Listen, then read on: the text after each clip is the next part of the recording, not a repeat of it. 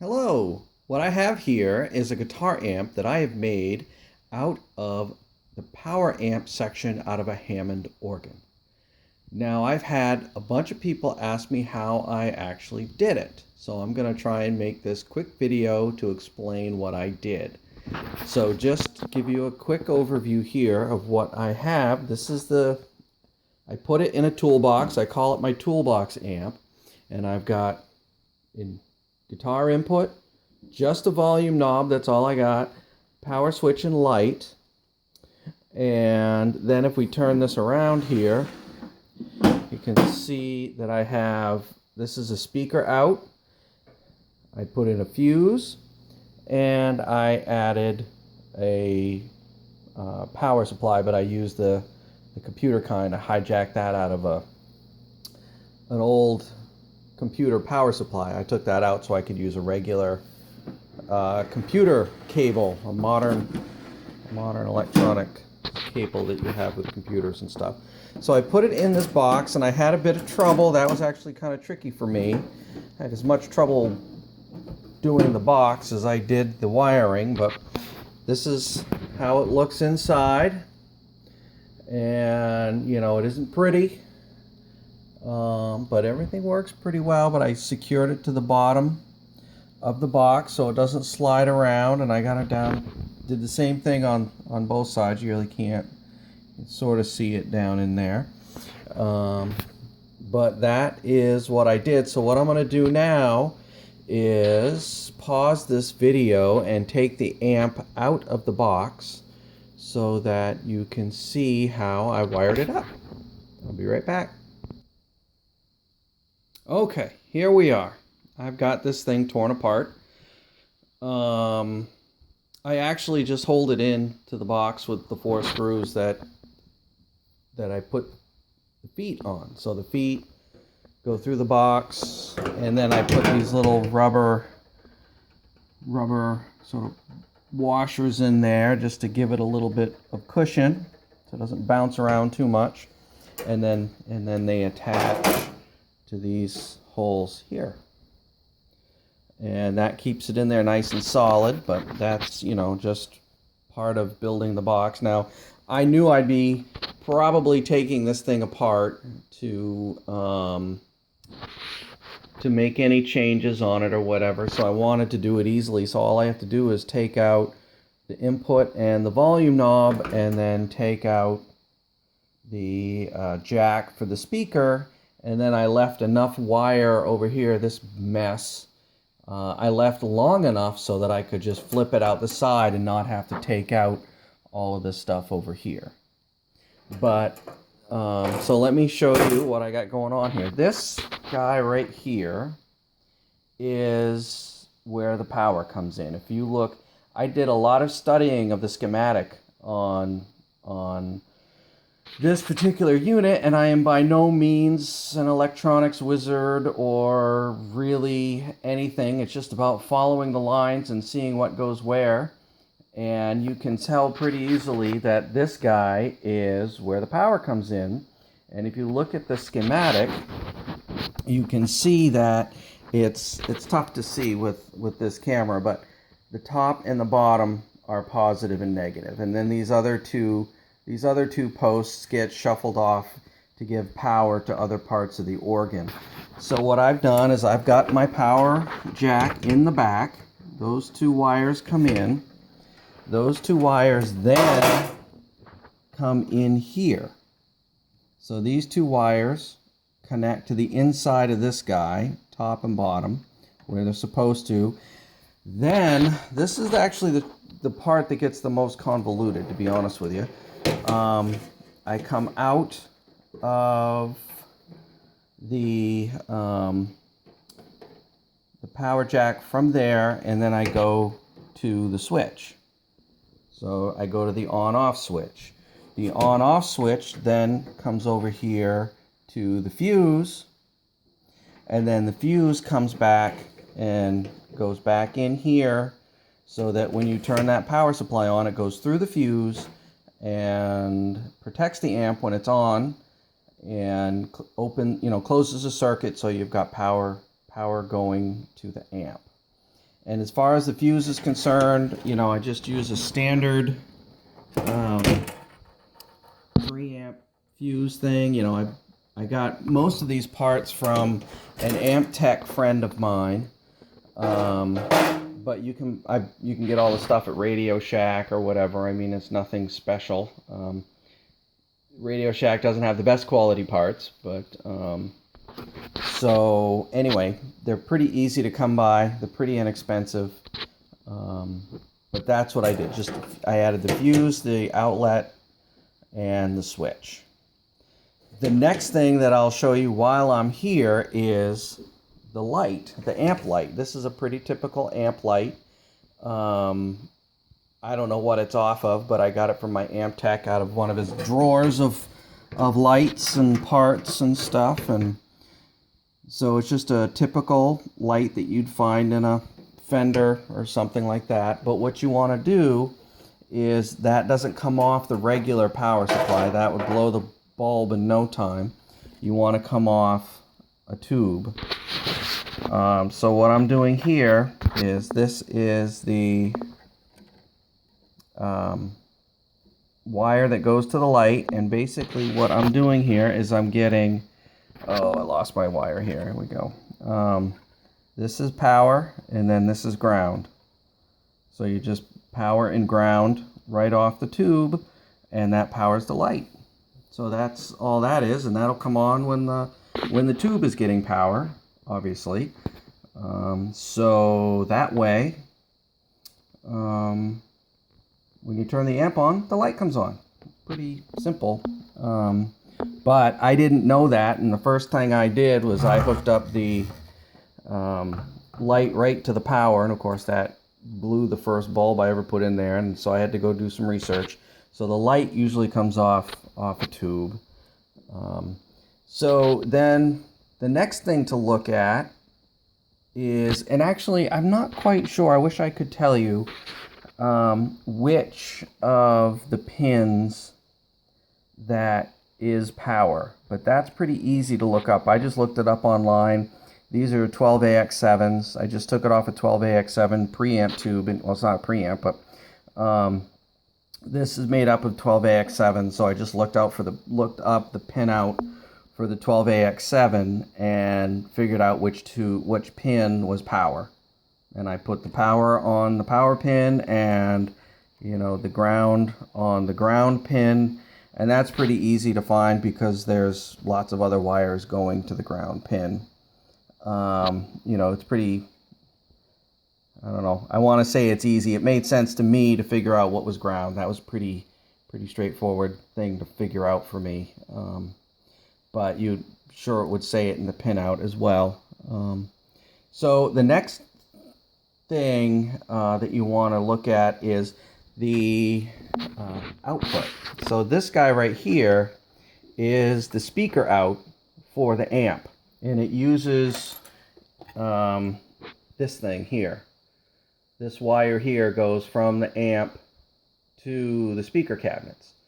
And you could use this. I was actually, when I was testing and stuff, I used this to just hook up to speakers and listen to it, and it works fine. But I wanted to be able to just use a regular speaker cable, plug it in to any old cabinet, and not have to have access to the actual speakers. I want to be able to just use any old cabinet.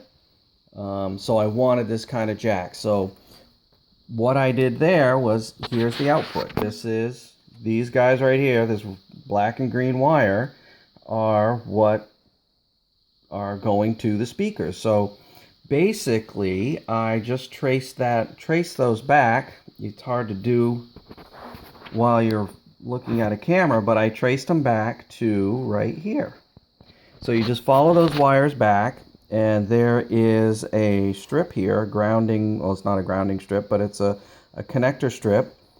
Connect the positive to the green. You can see there's the green wire right there, and I just connected the red wire to where the green wire connects, and then again black goes to ground. I just found a ground that this one went to. this guy here, this black one, that comes over here. So I connected this black wire to where the other black wire connects. So I just connected these two things from the origin of these two things, and voila, I've got speaker out. Simple. So I'm not doing anything fancy. I'm not rewiring this in it by any stretch of the imagination. But here is the input. I've got this thing upside down, but if you look at these guys are the inputs. And this is clearly marked on the schematics that you can find online. So again, these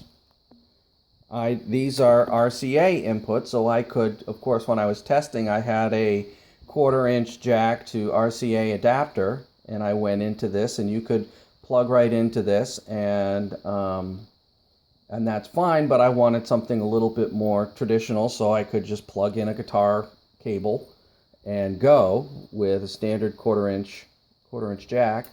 So again, I did the same thing. I just looked at where these things are coming in and what they're doing. So I just hijacked positive to positive, black to ground, and so that now becomes the input, and I did the same thing with, well, I guess I didn't do the same thing with the volume because there wasn't a volume knob.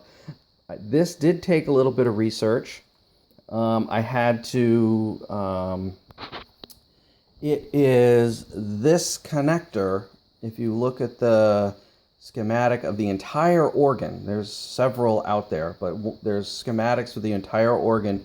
You can see that this connector goes up to the volume and reverb switch, if I remember right. Yeah, volume and reverb. So this guy goes up, and it's 3 wires. One is ground, one is positive for volume, one is positive for reverb. And it's a schematic that I didn't quite understand. I didn't quite understand what was going on in that volume unit itself. But with some trial and error, I could figure out here that, let's see, positive goes here. And if I'm looking at this, the positive goes to the 3rd pin over, 1, 2, 3. So it's the 3rd pin over. And then the ground goes to the 2nd pin over, the one right next to the, we got the thing right here. This is the connector, pin 1, pin 2, pin 3. Positive to pin 3.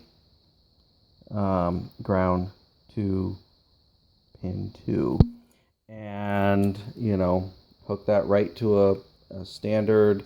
I actually don't remember what I did here, to be honest with you. I'm not quite sure. Does it say? Let me see if I can get in there. I just used a standard 250K pot, something that you'd find on a volume knob of a Strat or something like that. I'm assuming, I don't know how much effect this has on tone, and I haven't done any kind of tone stack or anything like that, but I just use it the way it is because it sounds great. You could easily put some kind of preamp in front of it, some guitar preamp in front of it. I just use an overdrive pedal and go straight into the amp, and it sounds amazing. If you watched my other video on playing this thing, I think it sounds great. And so this is how I wired it up. Very straightforward. I didn't do anything. I didn't have to replace any of the capacitors. I didn't replace anything. The only thing that was weird was when I first plugged this in. Like, what I did was, if you take a little strip of wire and you jump it from there to there, and you still have the cable attached. I took off the old cable. There's a power, originally there's a power cable that comes out here, and you can actually, a 2-prong power outlet, and you can jump from here to here with a small piece of wire, and that will turn it on. And that's what I did when I was first starting to test. And these guys right here get super, super hot. And I saw this smoke pouring out of this area, and I immediately turned it off. I'm like, oh my God, what's going on? But it turns out that I think this one was actually bent. I mean, these things bend, and it gets really hot, and it was leaning against one of these wires that's underneath it here, and it was burning the wire. So it was very simple. Actually, you can see right there, it's a little, that little black bit is where it was burned. This thing was leaning up against that wire, and this thing gets hot. So again, simple, stupid thing. I'm no electronics genius. I don't know what half the stuff in here is. Or why it is where it is, or why it's in the particular order it's in. But it's easy enough to just sort of hijack the ins and outs and make a pretty solid, probably, 18 to 20 watt tube guitar amp. That sounds great. So that is what I did. For better or worse, I survived. I know that, those capacitors and those cans, these capacitor cans down here, and these things, they hold a huge charge, and they can, totally zap you, end you if you get a good jolt. So, proceed at your own risk, but be careful. And it's a lot of fun once you get it going. But you do need to be careful and not electrocute yourself, because all of these things in here, when the power is on, you can definitely hurt yourself pretty badly. So I always would use a multimeter to make sure that the power had drained before I started doing anything. But even so, I mean, really, the parts that you're working with, the inputs and outputs and stuff, they don't hold a lot of charge. So, you just need to be careful not to touch other things, and make sure the power is drained and before you start doing anything. And then if you have it turned on, even when you turn it off, it can hold a charge, so you need to drain it properly. And there's information out on the internet on how to do that. I read a bunch of different things, and I was able to find something that worked for me. But just be careful about that, because you don't want to get hurt for a silly guitar amp. But I've been asked about how I wired it up and what I did, and there it is. That's how I did it. I hope that anybody finds it helpful, and if you do, leave me a comment. If you have your own that you've got working, I'd love to see it. And that's it. Over and out.